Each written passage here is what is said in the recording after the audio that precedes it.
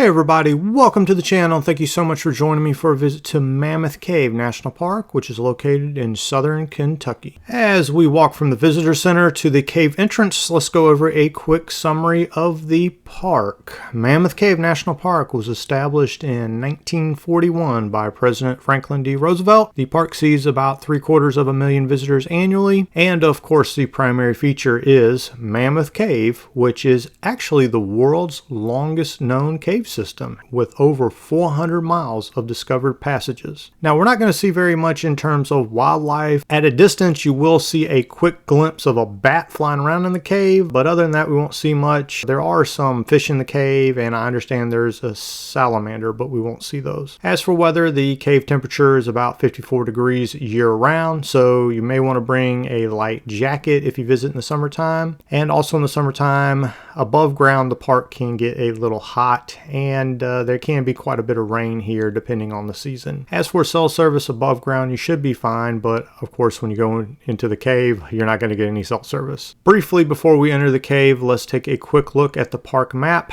The main thing here is that the national park encompasses over 50,000 acres of land, so there's quite a bit of additional hiking you can explore around here. However, for this video, we're just going to concentrate on the area immediately around the visitor center. We'll zoom in on that area now. We're going to go on the historic cave tour, which I think is the most popular tour. That starts at the entrance of the cave, of course. And then afterwards, we'll do some hiking along the Green River's Bluff Trail, the Dixon Cave Trail, and the River Styx Spring Trail. So with all that out of the way, let's head into Mammoth Cave.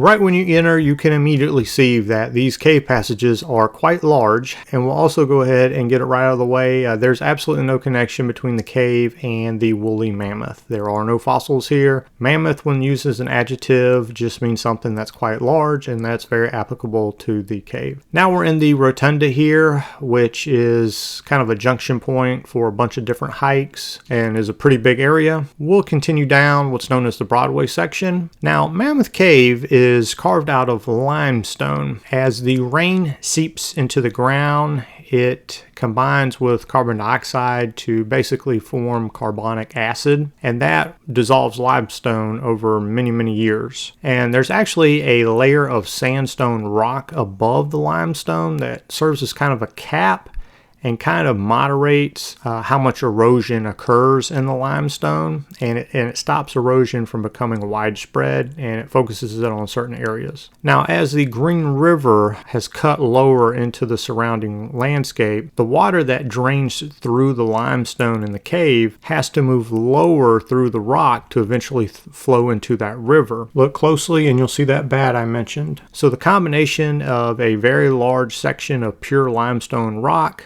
with the sandstone cap atop of it, in addition to an efficient underground drainage system, a down-cutting surface river, all of those elements combined with a humid environment all work together to carve out the world's longest known cave system.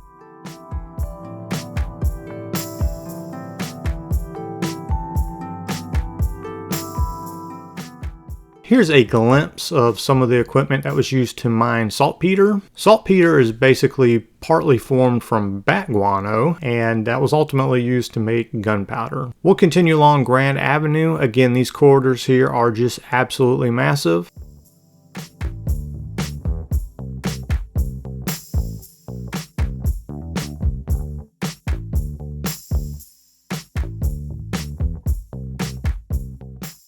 Now we'll come along the Giant's Coffin, which is really just a boulder, and it weighs over 1,000 tons. And they would tell folk tales about giants that lived in the caves to scare children. Now, of course, somewhere along the tour, they're going to cut the lights off to give you a sense of what it was like to explore the cave without modern technology. You can take an entire tour like this if you wish. Me personally, I kind of like the lights myself. Now, on every tour I've been on with the National Park Service, each tour guide is always always really enthusiastic and does a great job, and the rangers here were no different. They were fantastic. I believe we've made it to Black Snake Avenue here, and you can see the ceiling is getting quite a bit lower.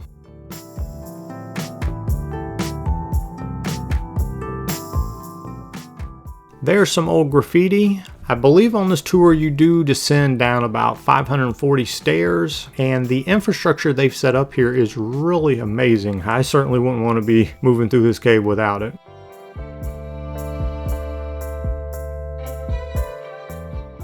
Here's a look at the side saddle pit. You definitely don't want to lose your phone down there.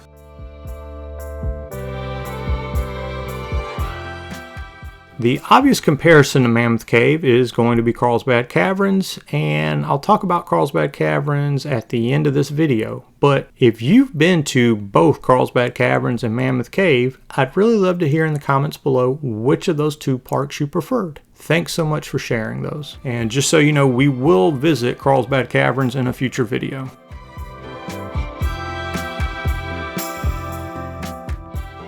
Coming up on the bottomless pit, filming within the cave is actually quite challenging. You can actually see a little ways down into the bottomless pit, but for really dark areas like that, it's just really hard to capture on video. Now, it's called the bottomless pit because when they started doing tours here way back when, before the park was a national park, guides would actually make a show of throwing a torch down there, and the torch would fade from view before you could hear it hit the bottom. But in actuality, I think it's only about 105 feet deep.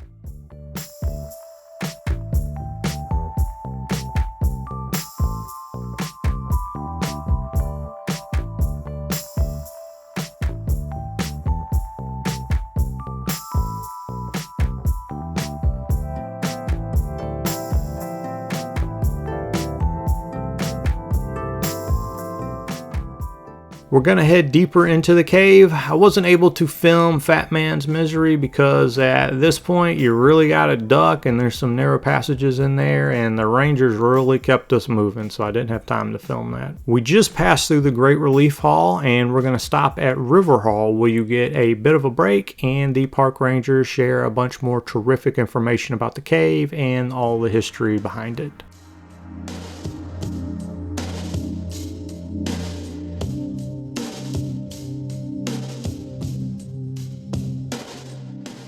Getting to the end of the historic tour, we're now at Mammoth Dome, which is the largest chamber on this tour. It's nearly 200 feet from top to bottom, and it's a really incredible sight.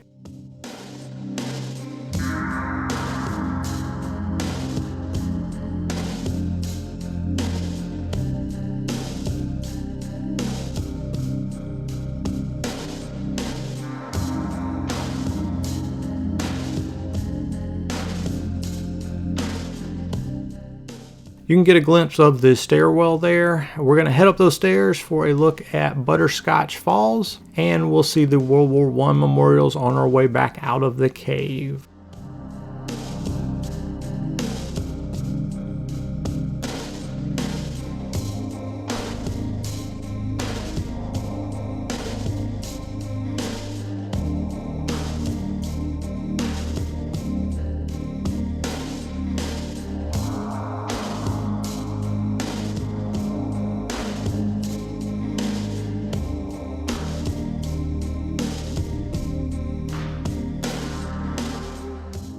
So now that we've made it back out of the cave, if you enjoyed that tour, I'd appreciate it so much if you please give me a like. And if you would like to see more videos like this one, please consider subscribing. Thanks so much, and let's continue with the video. Now we're going to do some hiking above ground by visiting in order the River Styx Overlook, Sunset Overlook, Mammoth Dome Sink, the Green River Bluffs, and the Dixon Cave. Unfortunately, as you'll see, the River Styx Overlook trail was closed, so we'll have to head around that to continue on our journey. And now I'm going to go ahead and give you my overall recommendation for Mammoth Cave National Park. Mammoth Cave, because of the variety of tours that are offered, I would say it's definitely a destination park if you enjoy exploring caves. Now, if you live on the West Coast, that may be a little bit different because it'd be a much longer trip to come out here as opposed to visiting Carlsbad Caverns. And yes, I'll go ahead and say it, Carlsbad Caverns is the more impressive cave. While the cave system there is not nearly as long as Mammoth Cave, the big room at Carlsbad Caverns is the single largest cave chamber in North America, and it is really, really impressive. Now, there's over 70 miles of hiking trails within this park, but I must say the scenery doesn't quite rival that of, say, Great Smoky Mountains. Anyways, getting back, between Carlsbad Caverns and Mammoth Cave, Carlsbad is definitely better, but you can absolutely still have a good time here if you enjoy caves. Here's Sunset Point, and it was just kind of okay.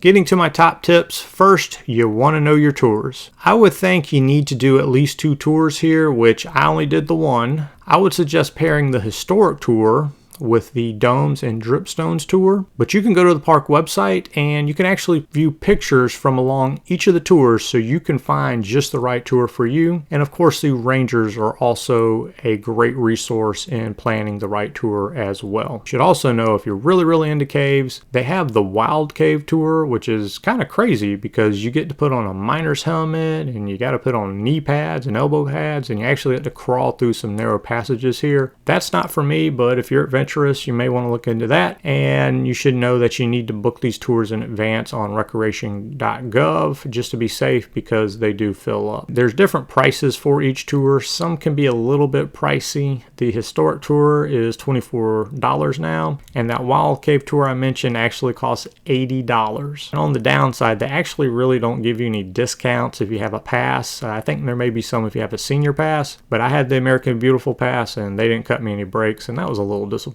Moving to tip 2, I'm not trying to be like Miss Trunchbull here, and I don't think the school kids on my tour were poorly behaved, but on my tour there was some sort of a field trip, and it did seem to me like the rangers kind of wanted to keep us moving because of the large size of the tour. So I do feel like my tour was a little rushed, but I understand they gotta kind of do what they gotta do. As such, I would try to avoid large tours if at all possible, whether that involves school kids or just whomever, by visiting midweek if at all possible. As for how long to visit, hey, if you can schedule 2 cave tours on the same day, I think you can absolutely come in here in one day and do a tour in the morning and in the afternoon, and you would have a great experience. I don't think you necessarily really need to hike around the rest of the national park.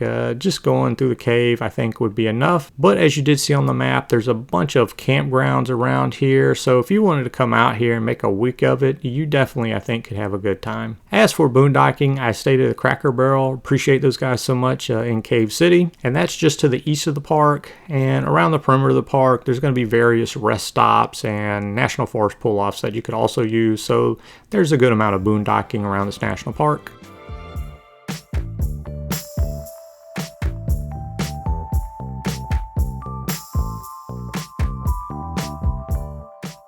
So that's going to do it for Mammoth Cave National Park. I appreciate you so much for joining me for this video, and I will catch you in the next one. Thanks and take care. Bye.